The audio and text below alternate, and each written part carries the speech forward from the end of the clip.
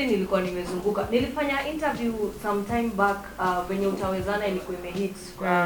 Sikumbuki ni radio station gani.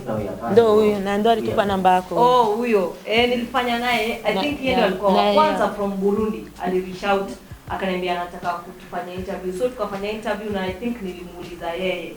Nikamwambia ningependa sana kufanya kazi anaitwa Lavista. Lavista. Kweli.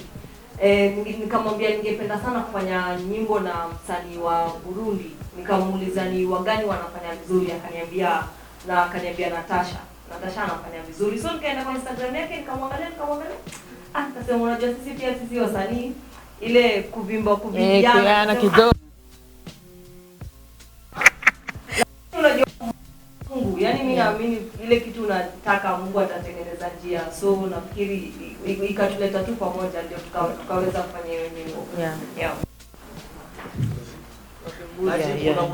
Kwanza kwa sorry kidogo. Nisema kwanza tumshukuru Lavista kwa sababu unajua Mungu anapitia vitu vingi.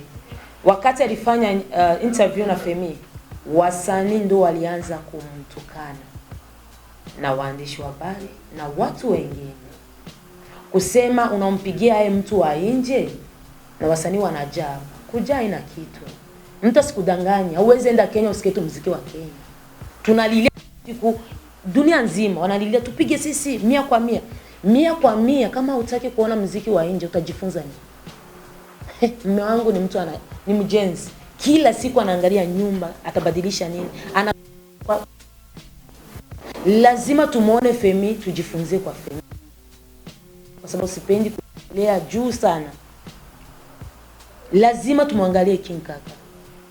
Ili nijifunze, wewe kama uko rap, ujifunze kwa King Kaka. King Kaka jifunze kwa wengine hivyo. Lazima wapi? Na ndo haiwezi kuwa seme muziki upigwe 100 kwa 100. Mtaendea wanasema na ndo vile sasa Lavista ametafuta namba ya Femi, akaipata. Ana msanii wake anaitwa Bface. Rap mzuri pia. Lakini hakukuwa labda na huyo uwezo, ama haikuwezekana. Angesema acha nimpatie Bface. Lakini wakati sisi tunamwambia tunataka kufanya kazi na Femi, tumesikia interview. Manager Rafa wakaongea kila kitu. Na Mungu akasaidia, kumbe Femi alikuwa shanijua. Femi alikuwa anataka hicho kitu na mimi pia nilikuwa nakitaka. Tumekutanana ni ile mwanaume kama mmetongozana kwa WhatsApp, Instagram. Unaelewa kama hivyo? Mkikutanana maana aweza ngara kama matiti yatabomoka kama yatatoka maji sibintu. Unaelewa? Maana tumekutanana na hamu. Na ndio maana mnaona hiki kitu hamwezi, hakuna utofauti wa rap wa mimi ama wa Natasha kwa sababu tulikuwa na hamu.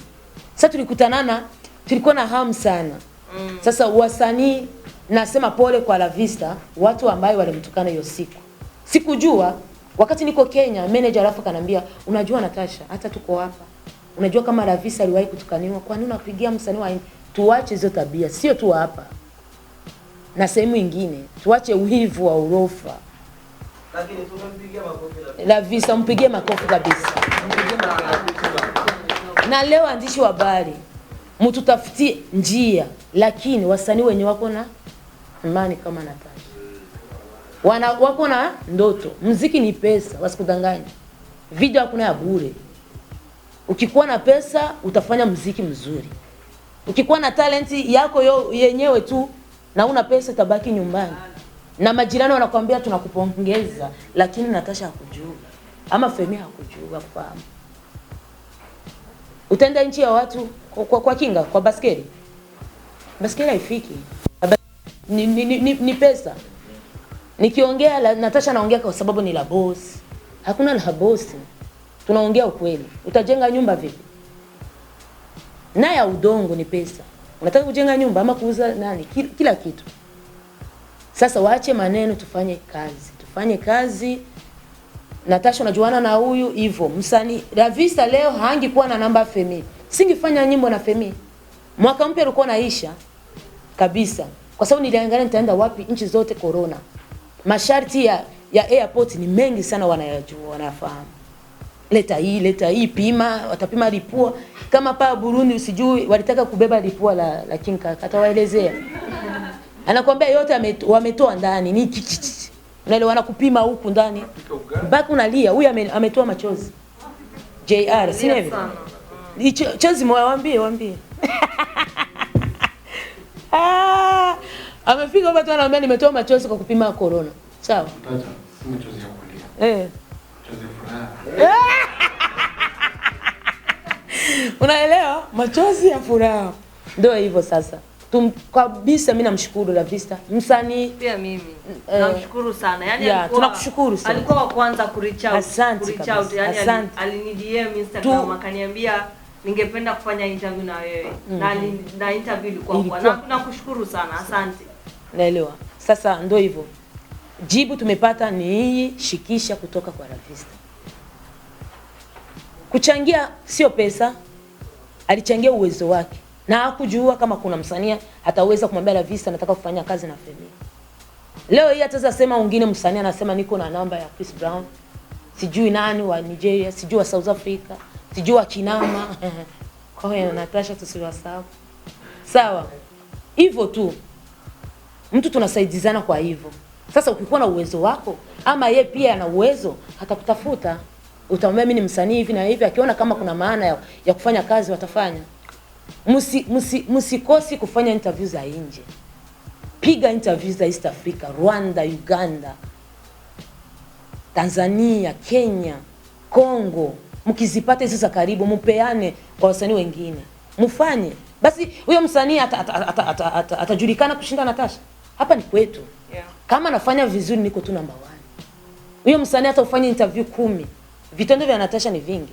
Mimi naenda barabarani na kojoa, watasema tu. Wameona la mishatisi bintu.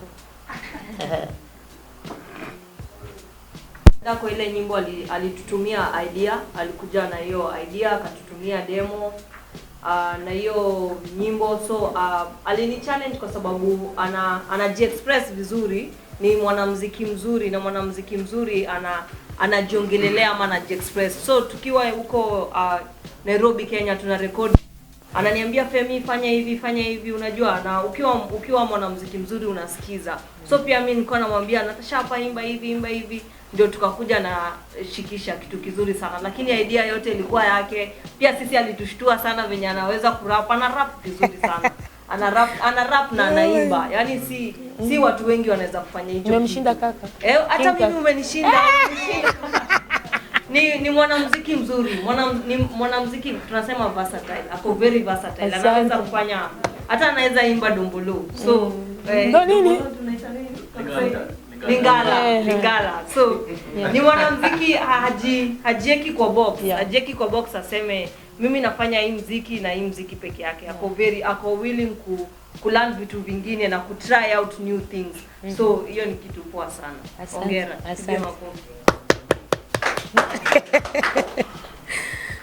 Kwanza kabisa asante kwa kuwa na wazo tofauti when it comes to journalism. Sababu unajua ndoto ya wasanii wengi ni kuvuka boda. As much as wanga unatunzwa kwenu, unaweza taka pia kutoka nje upate mawazo ya watu wa nje. Umeelewa?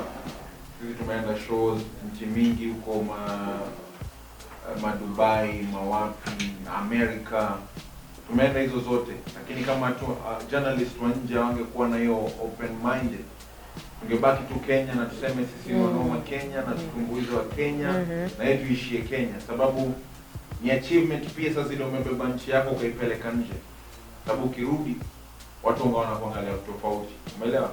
Na unaonyesha haikuongea hata about you. Naambianga wasanii ama mtu yote ambaye anafanya professional yote, it's never about you. It's about the people you inspire. Sababu ukikuwa photographer mnoma ama journalist mnoma, saa zile utarudi watu watasema wenye unawa inspire watasema yule journalist amenipa motisha sababu amekuwa recognized nje.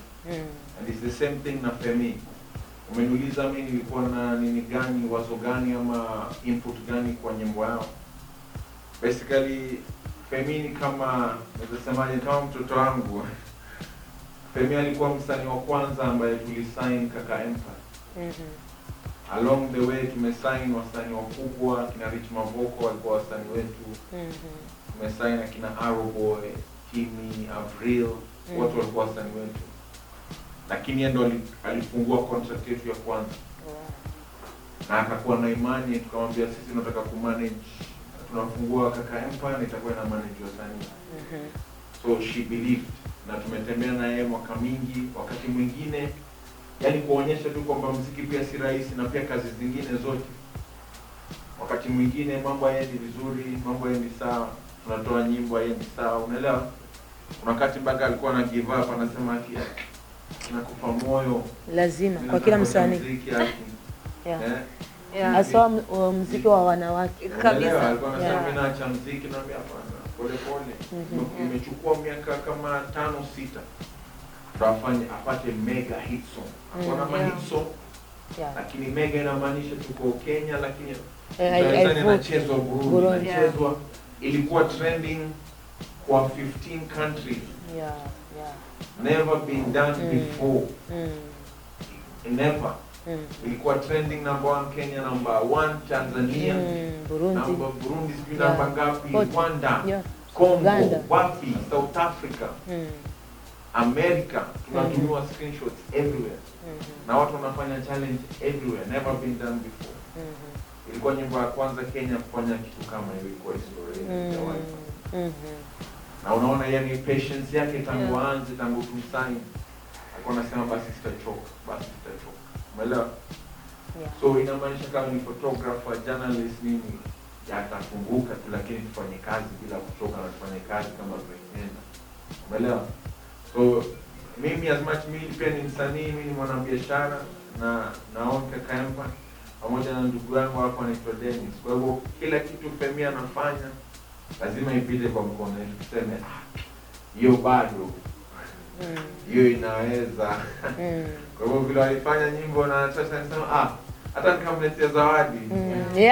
Hiyo siku kwa studio nikaanza kazi yangu, nikaendesha gari, nikakuja nikamleta karibu Kenya kwa zawadi. Kazi nzuri mmefanya. Hata kwa video tukasaidia mpaka mwisho, mpaka nikakisha wamemaliza. Ukaondoka na Dennis hapo, ukasha meshiba. Na kwa video tena nimeshiba. Umeshiba. Sawa. Tuko huko. Umesikia? Nitawakomesha na nitawashibisha mpaka. Lipisha kitani. Taripisha. So kwa hivyo tunaweza mwambia tu ni kwamba kama kazi ni nzuri, tuifanye ni kama tunafanya kazi yetu ya mwisho. Kama umekuja kuinterview mtu, ifanye kama unaifanya mwisho. Na respect sana huyu jamaa, sababu mawazo yake ni tofauti. Everyone who thought outside the box ndio wamejenga hizi microphone, ma TV, manini. Mtu alikuja ka bottle maji, jamaa akajenga ndege, sababu jamaa alifikiria, aliwaza tofauti. Kabisa. Tukiwaza kawaida tutawaipata hizi new invention. Na mtu aliwaza kusema kunaweza kuwa na gari, mtu anaingia alafu anawasha, alafu naenda. Akaambia wewe wacha wazo gani hilo, unatanganya, unaelewa?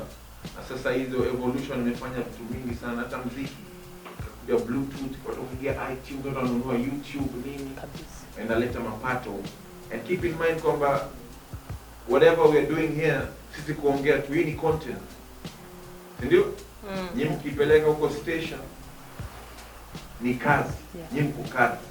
Ndio? Na sisi tuko kazi. Na hoteli iko hapo kazi. Kila mtu kwa kazi hapo. So nikiheshimu kazi yako pia tuheshimiane. Si rahisi, najua pia kazi yenu si rahisi. Na tunawa respect sana. Hiyo ndio nilianza nikasema na waheshimu, sababu nyinyi mnaenda kuambia dunia ni nini mmeona. Na hiyo inasaidia kuleta watu, na ikileta watu, kuna yule mfanyikazi ambaye anakuja kufungua maji hapa, ako na familia. Kuna mtoto anamtegemea. Tusipofanya hivyo hapati mapato. Mtoto aende shule. Naomba kweli.